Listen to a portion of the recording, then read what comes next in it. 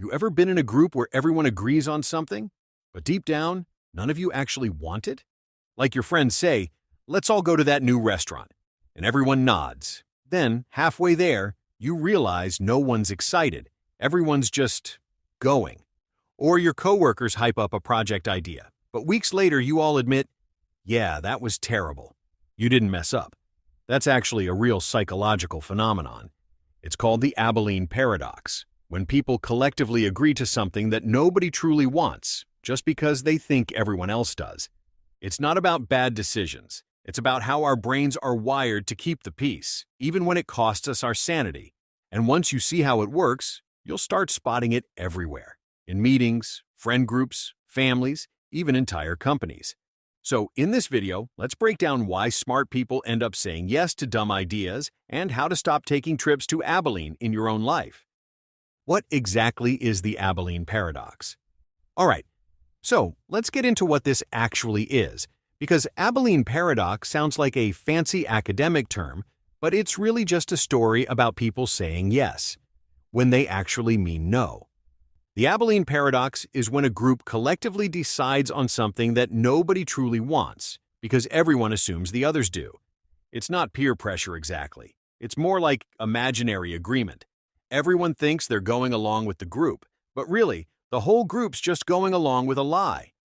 The term comes from Jerry B. Harvey, a management expert who coined it back in 1974 after a bizarre family trip that became psychology legend. The origin story. The trip to Abilene. So, here's how it started. Harvey and his family were sitting on their porch in Texas on a boiling summer afternoon. Someone casually said, "Hey, let's drive to Abilene for dinner," which was about 50 miles away in the heat. Everyone agreed. Nobody wanted to be the one to say no, so they all piled into the car.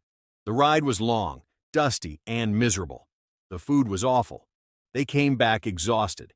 Then, back on the porch, someone finally said, "You know, that trip kinda sucked." Turns out, nobody actually wanted to go. Every single one of them had only agreed because they thought everyone else wanted it.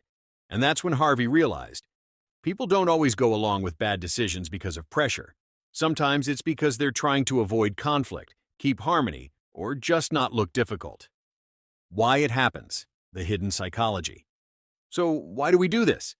It all comes down to how humans handle social harmony and fear of rejection. We hate being the odd one out. Our brains are wired for belonging. It's a survival instinct. When we sense disagreement might make things awkward, our brain quietly goes, "You know what? Just agree. Don't ruin the vibe." Psychologists call this kind of thing pluralistic ignorance, when everyone assumes everyone else is fine with something, so they all pretend to be fine too. It's basically emotional autopilot. In fact, Solomon Asch's conformity experiments in the 1950s showed that people will knowingly give a wrong answer just to match the group. The Abilene Paradox takes that to the next level. It's real-life examples you've definitely seen. And the wild thing? This happens all the time. In workplaces, a team sits in a meeting. The boss says, "Let's launch this new idea." Everyone nods, even though half the room thinks it'll flop.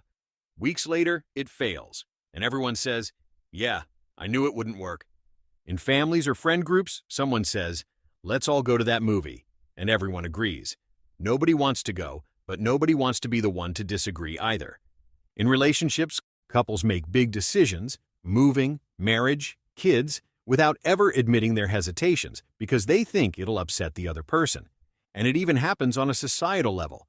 People support ideas publicly that they privately question, just to avoid conflict.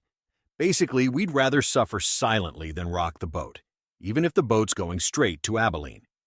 The science and consequences. Psychologically, the Abilene Paradox feeds on fear and miscommunication. When people don't speak up, others interpret their silence as agreement, and that false consensus grows stronger. It's a bit like emotional dominoes. One silent nod starts a chain reaction of fake agreement. Over time, this creates stress, frustration, and even resentment. People end up thinking, "Why did we agree to this?" In workplaces, this leads to bad decisions, low morale, and wasted energy. In personal life, it leads to unspoken tension and that awful feeling of doing something just to make others happy. The irony? Everyone's pretending for the same reason, to keep each other happy. How to avoid the Abilene trap.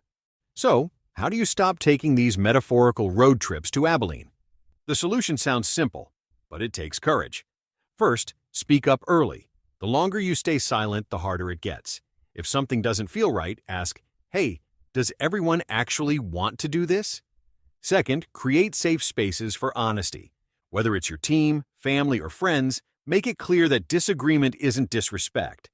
And third, don't assume silence means agreement. Just because no one's objecting doesn't mean they're all on board. Ask follow-ups, even if it feels awkward. Jerry Harvey himself said that avoiding conflict doesn't create harmony, it just hides disharmony. And if you've ever been on that miserable drive to Abilene, you know exactly what he meant. So yeah, next time everyone around you seems weirdly agreeable, maybe ask, are we actually excited about this, or are we just pretending? Because 9 times out of 10, that one question saves you a long, hot drive to nowhere. So yeah, next time everyone's agreeing way too fast, maybe ask if you're all just on your way to Abilene. If this video saved you a pointless trip, hit like, subscribe, and share it with that one friend who always says, "I'm fine with whatever." You might just change their next group decision.